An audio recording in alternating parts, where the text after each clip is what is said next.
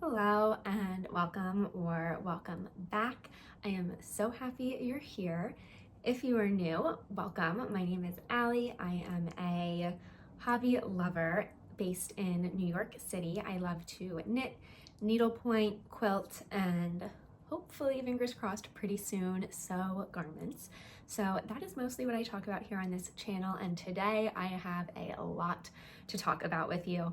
I have one finished object, 4 new projects, 2 projects that I have revived, awoken from their hibernating slumber, and a bunch of other whips that I've mentioned before. We have a lot to get through, so I'm gonna start with my knitting, and I think also the project, the knitting project that I've made most progress on this month, which is my Eken sweater. So here she is. This is the Eken sweater by the Knit Pearl Girl, and I am knitting mine in Mode at Rowan's alpaca wool in the color 16, which I believe is walnut, correcting my previous self who kept calling it nougat. But it is, again, like this really lovely brown yarn. I am knitting the size D, which is the 4th size, and I think corresponds to a bust measurement of like 35 to 37 inches, give or take. This sweater is a very classic turtleneck sweater. It is a fold over turtleneck, and it has a split hem, a ribbed split hem. I'm not sure if you can see. And I just love it. It reminds me so much of these 2 turtleneck sweaters I used to have from J. Crew when I was in, I want to say like late high school, early college. They were these very timeless classic sweaters, a little boxy but slightly fitted. They just hit at the perfect spot, and I just loved them. And this sweater is reminding me so much of those. Since you last saw this sweater, I have finished the body ribbing, so I think I was still working on the front ribbing last week when I showed this last week. So I've finished that. I finished the ribbing. Ooh, I need to figure out a better way to show these. I finished the ribbing on the back. It is this lovely big chunk of rib. And then I'm also about halfway finished with the turtleneck. So there it is, again, 2x2 rib. It's a pretty long turtleneck because it will be folded over, and I just love how that looks. It just feels so cozy, and I don't know, something about it. I'm just so excited to have it done. And I think before I start the sleeves, I will be blocking this. I just want to make sure it fits well, and just to see how much it blocks, because I did not do a gauge swatch for this. Maybe I should have, but I did not. So yeah, we're going to see if it grows or shrinks, what it does. I am hoping that it will stay the same length that it is, maybe grow a 1/2 inch at most, but I'm very, very pleased with the current length. I would like it to grow maybe a 1/2 inch to 1 inch in width in the body. Right now, the armpits are a little tight, so I think like this area could use a little bit of wiggle room. That would be really, really nice. So I will block it. I've never done a mid-project block before, so I'm a little nervous, but it's gonna be okay. It'll turn out just fine. And then I'll also kind of have an idea about how much my sleeves might grow based on how much this grows. I will take a video of pre-block and post-block and show you in my next podcast what that looks like. But yes, this is my Eken sweater by the Knit Pearl Girl, and I am loving it so far. So this is a fantastic pattern, would highly, highly recommend. My next knitting whip has not gotten much love the past few weeks, and that is my Swallowtail Shawl by Evelyn A. Clark. I am knitting mine up in Knitting for Olive's silk mohair and merino wool, both in the color pea shoots. And this is what it looks like. I have not made a ton of progress. This stitch marker, this little red stitch marker, is where I was last time. So I've done maybe 6 or 7 rows since you last saw this. This is my first time knitting lace, and it is not difficult, but I think the pattern, I feel like I'm reading code every time I look at it because I'm so used to like stockinette or just knit purl, maybe a little knit two together, maybe an increase there. I'm not normally doing like yarn overs and then slip knit and then, you know, knitting two to get like, it's, I don't know. So it's every abbreviation in the knitting world I feel like is in this pattern. So I feel like I'm reading code and I really need to pay attention when I am working on this. So I just haven't given it as much love as I would like, but I'm just so pleased with how it is working up. I think it looks so, oh, will it focus? I think it looks so pretty. This is a project that I am taking slowly. I am picking it up maybe once or twice a week and doing a few rows here and there, like when I have the time and mental energy to sit and really focus on what I am doing. And I'm happy to take it slowly because if I make a mistake, the mistake is staying. I have no clue what I would do if I dropped a stitch. Like, I don't know how to go back. I don't know how to rip back in this. I don't think my brain can make sense of how to rip back or like even what to do if I dropped a stitch. So taking it slow is the name of the game with this one for me, and that is my Swallowtail shawl at this point. Not too much progress, but progress I am happy with, and I will move the stitch marker up to here so then we can see how much progress I've made on it next week.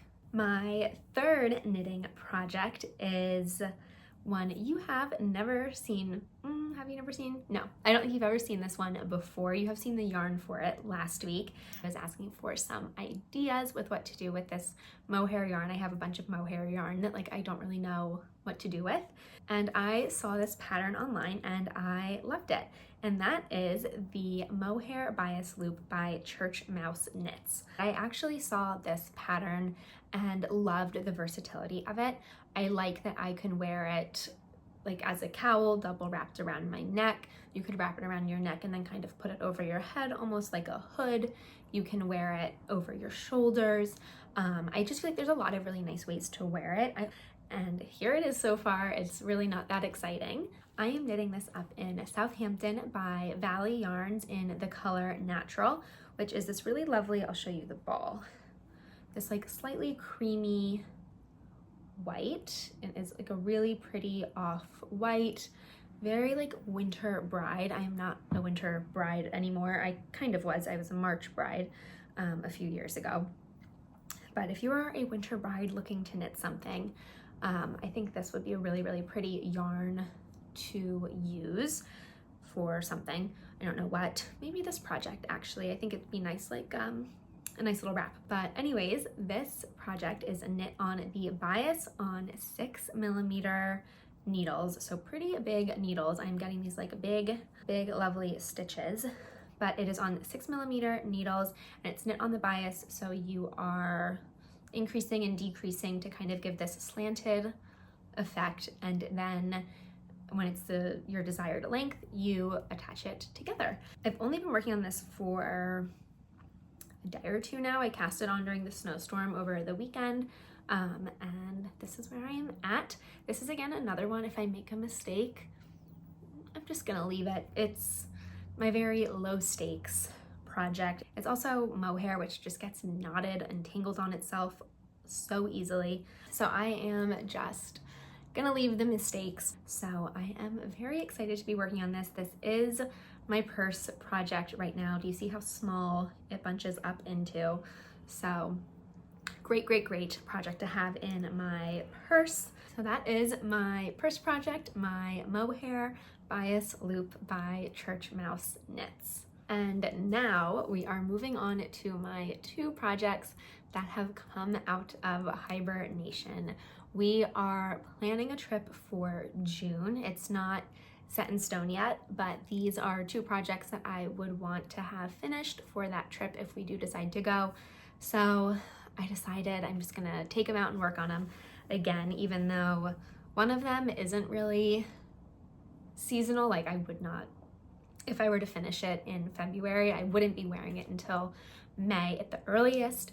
And the other is one that I could see myself wearing maybe starting late March, early April. So I'll start with the totally non-seasonal one, which is this green poncho.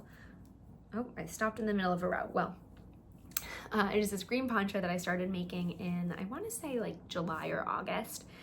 And here it is. It is a self-drafted pattern. It's really just going to be a giant rectangle that I then sew two of the ends together and it becomes a poncho. I don't know if you've ever done that with like a giant rectangle of fabric before, but it's the same idea. You just kind of take it and then you sew one short end to the corner of a short end and a long end, and you get like a point, and then one side is a bit more rectangle-y. I don't know if that's making sense, but it's just a little green poncho I'm working on, just slowly knitting up the rectangle. And the yarn I am using is Trio 2 by Isager in the color Green Tea. It is just this really nice kind of rusticy green color. It's in comparison to my Swallowtail Shawl. Let me see. I must really like this green color because I'm knitting two things in this kind of color. Here it is like a comparison between, this is the Isager Trio 2 and this is the Knitting for Olive Pea Shoots.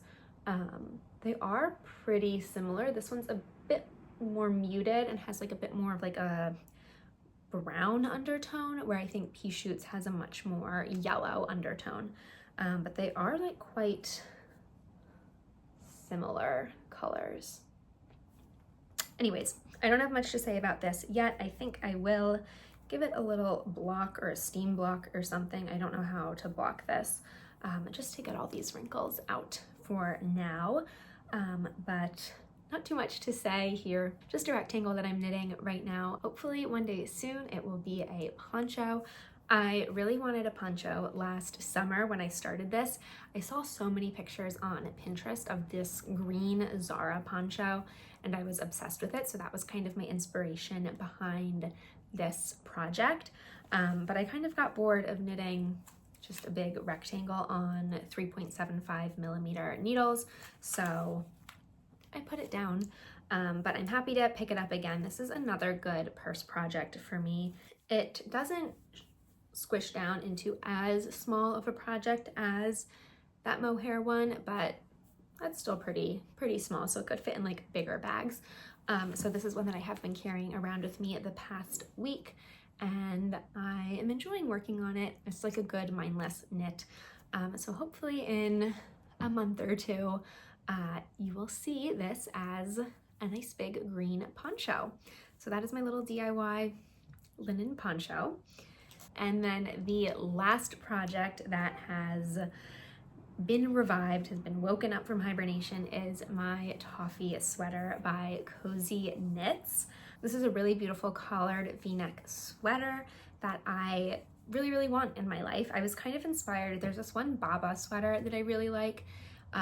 It seems a little too big and I like the idea of it, so that was what inspired this one last summer. I am knitting mine up in Knit Picks Cotton Merino in the undyed, like natural colorway. For my measurements, I should be knitting a medium, but I do want it to be slightly bigger, so I chose to go with a large. So this is just the collar right now. It's this really beautiful 1x1 rib. It is folded over, like a folded collar. It's really thick and like, I don't know, kind of squishy. I really like it. This is a project that I would really want for this trip that we're planning. I just have visions of outfits that I would wear, like visions of me wearing this in this place. I don't know. So I would really like to finish it. So that is my Toffee sweater.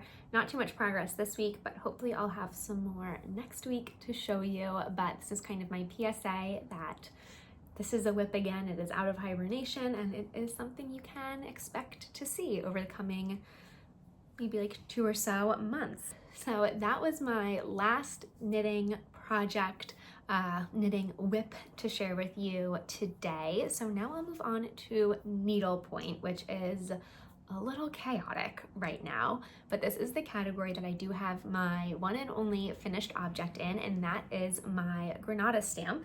It is currently pinned to this board here. So I'll put a picture on the screen. This is a canvas that I designed and painted myself. I plan on finishing it into an ornament, and I do have a video on this. I will link it somewhere if you want to watch kind of like the starting of it. I think I paint it, kit it out, and start it in that video. So that's linked somewhere if that interests you. But last time you saw this, I still hadn't finished the tree trunk. The 17 didn't have stitches.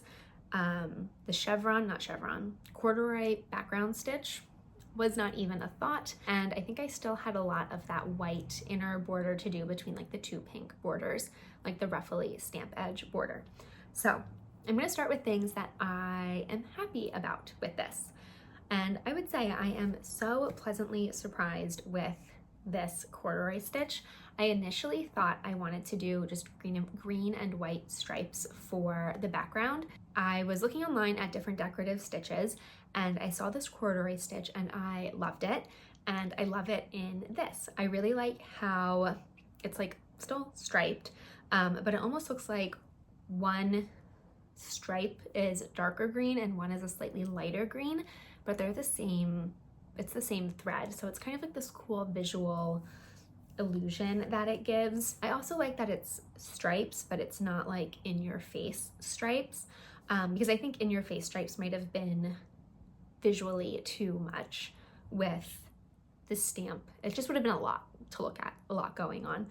So I am very, very happy with my choice to do a corduroy stitch for the background, and that is the second decorative stitch that I have tried. The only thing I would have done differently is I think I would have made the yellow for the sun. I would have picked like a brighter yellow if I could have. I don't really see myself using yellow a ton in needlepoint, so I didn't want to go out and buy a whole new skein or card of a yellow that like I probably wouldn't really use. So I used what I have. I'm not like, it doesn't bother me a ton. That's like, I think the only thing I would have really changed. As I mentioned, I am planning on turning this into an ornament, a Christmas ornament, and I will be self-finishing it. It is currently stuck up on this board with two other projects that I want to self-finish.